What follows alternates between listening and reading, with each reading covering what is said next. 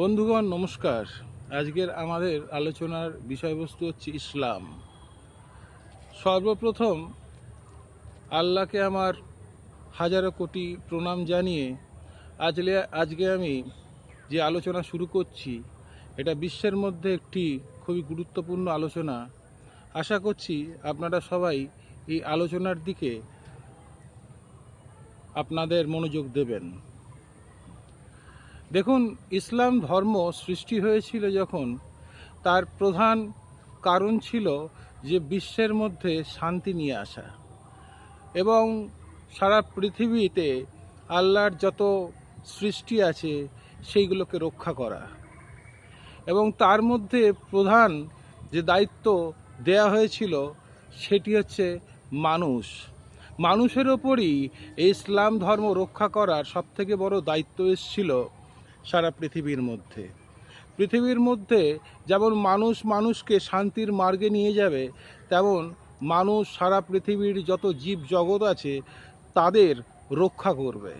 এটাই হচ্ছে আল্লাহর একমাত্র বাণী, যেটা আমাদের মেনে চলতে হবে এবং ইসলাম ধর্মের প্রধান যে কারণ।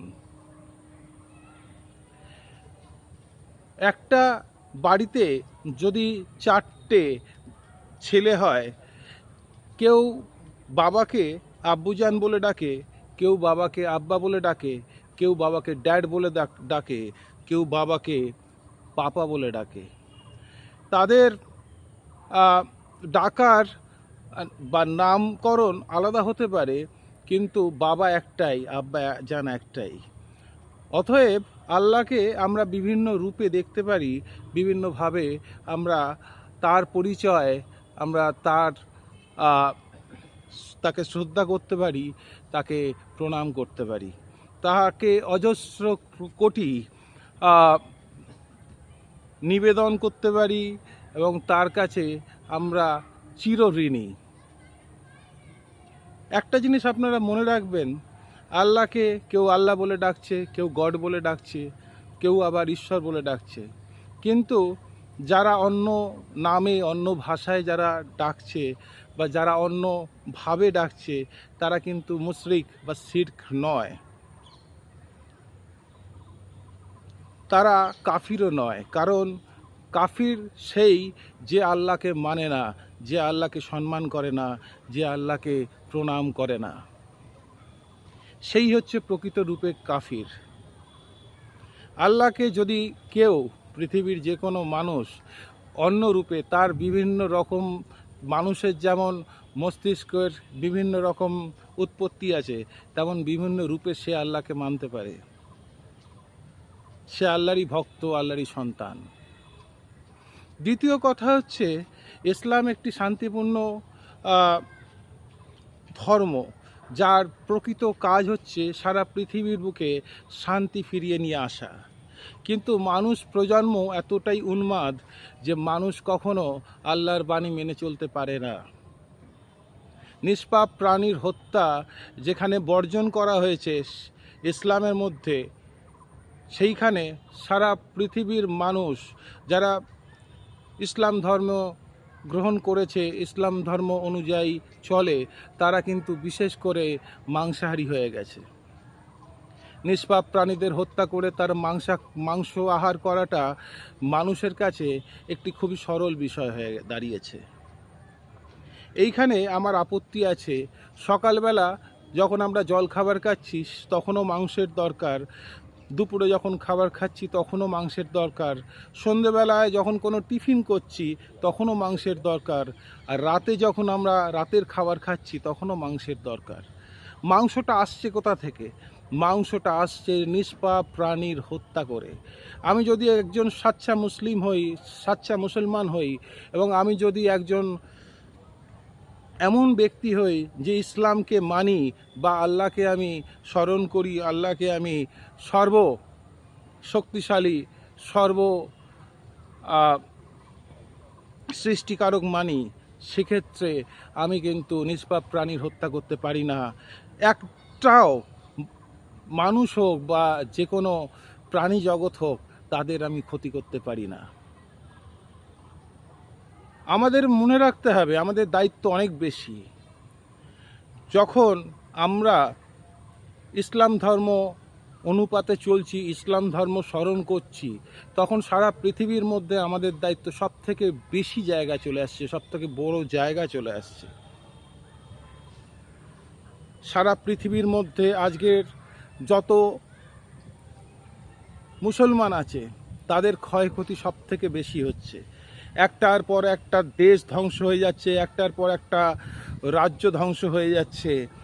মুসলমানদের আজকের এত দুর্দশা সারা পৃথিবীর মধ্যে যা ধারণার বাইরে।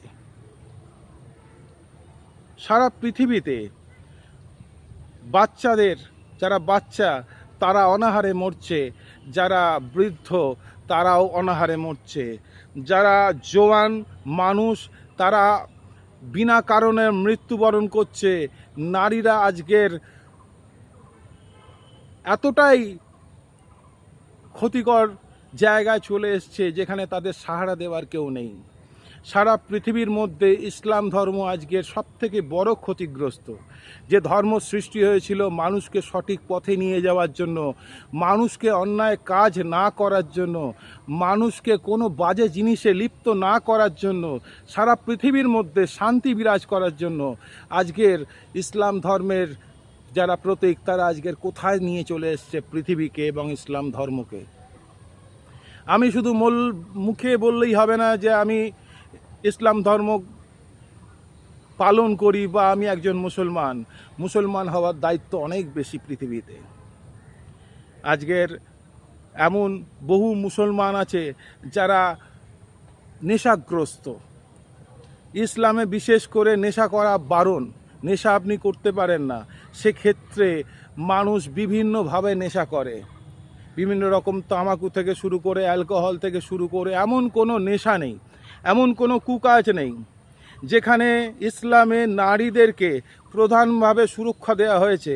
ইসলাম ধর্মে নারীদেরকে খুব সম্মানিত জায়গায় রাখা হয়েছে, সেইখানে আজকের মানুষ নারীদের সম্মান করতে পারছে না, নারীদেরকে রক্ষা করতে পারছে না।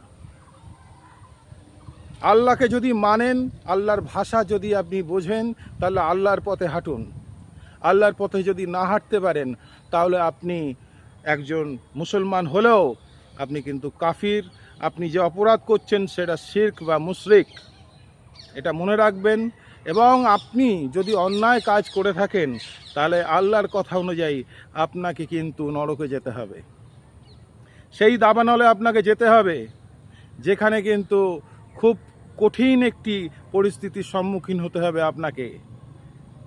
অতএব বন্ধুরা, আমার একান্ত বিশ্বাস যে ইসলাম একদিন না একদিন এই পৃথিবীকে জয় করবে এবং পৃথিবীতে শান্তির একটি পৃথিবী তৈরি করবে যেখানে মানুষ থেকে শুরু করে বিভিন্ন জীবজন্তুর অধিকার রক্ষা হবে এবং মানুষ তার যে দুর্ব্যবহার, খারাপ যে পথ অবলম্বন করেছে সেইখান থেকে ফিরে আসবে। এইবার সেইখান থেকে ফিরে এসে একটি নতুন সূচনা করবে যেখানে মানুষ মানুষকে হত্যা করবে না, মানুষ নিষ্পাপ প্রাণীর হত্যা করবে না, মানুষ নারীদের সম্মান করবে, মানুষ নিজেদের দায়িত্ব মাথায় চেপে নেবে, যেখানে এই পৃথিবীটা সুন্দর থেকে সুন্দরতর করা যায়। আজকের আমার এই বক্তব্যে আপনি হয়তো বুঝতে পারছেন যে আপনাদের কি করণীয়। এই সুন্দর মুহূর্তে আমার আন্তরিক শুভেচ্ছা রইল। এই সুন্দর লগ্নে আমার আন্তরিক ধন্যবাদ জানাচ্ছি আপনাদের। আপনারা সব সুস্থ থাকুন, ভালো থাকুন। ধন্যবাদ, নমস্কার।